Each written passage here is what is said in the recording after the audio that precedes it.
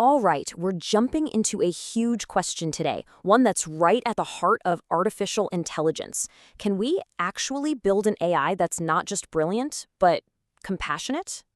It might sound like something straight out of a sci-fi movie, but this is fast becoming a real, pressing, moral and technical challenge. So let's dive in and see what the experts are thinking. Okay, so let's start on the optimistic side of things. This is the idea that we can actively teach an AI to be empathetic, pretty much the same way we teach it to do anything else.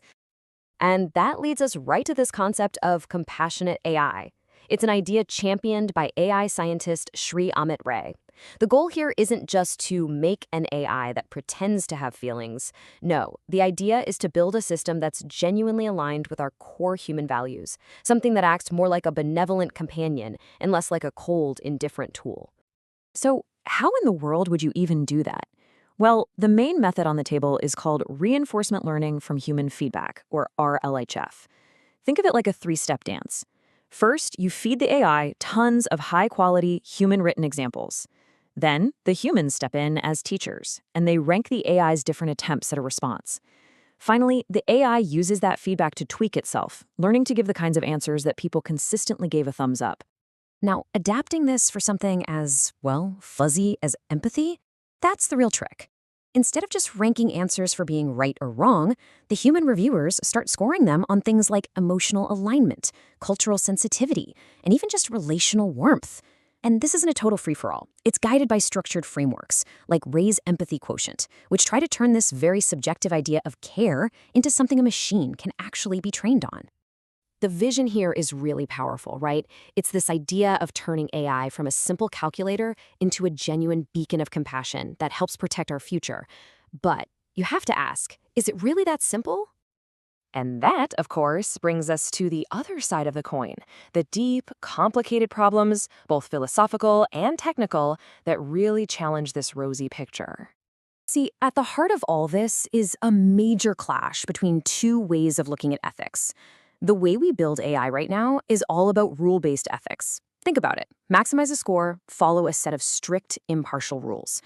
But there's this whole other school of thought called the ethics of care, which says, hang on, real morality isn't about a universal rulebook. It's messy. It's about our relationships, the specific context, and what individuals actually need. And this gets to the core of the problem. As the researchers behind a project called Attuned AI put it, our current methods just completely overlook the messy, emotional, and power-sensitive reality of what it actually means to care for someone. So here's the bottom line. We're trying to teach a relational concept, care, using a transactional method, getting the highest score. An AI can get really, really good at saying the right thing to win the game. But that's a world away from actually understanding why it's the right thing to do in a specific human moment. And the technical hurdles, they are just as massive. An AI has none of the billions of real-world experiences a human child has. There's something called the grounding gap. It can process the word rain, sure, but it has no idea what it feels like to actually get wet. Its behavior can also just drift in unpredictable ways after a single bad interaction. And maybe worst of all, it might just learn to get good at pleasing its trainers, not at being genuinely ethical out in the wild. So this is where pulling all these different ideas together becomes so important. If our current training methods are flawed and just trying to raise an AI has these massive roadblocks, then what's the solution? How do we possibly bridge this huge gap between that optimistic vision of a caring machine and the hard, cold reality of its limitations? Well, the consensus that's starting to form is that maybe we're chasing the wrong goal entirely. Maybe the answer isn't to build a perfect autonomous machine, but to build a better human-machine team. Take a look at this. This visualization is a perfect example of that partnership in action. See, the AI isn't making the final decision here, it's just providing the data and the predictions in a way that's easy to understand.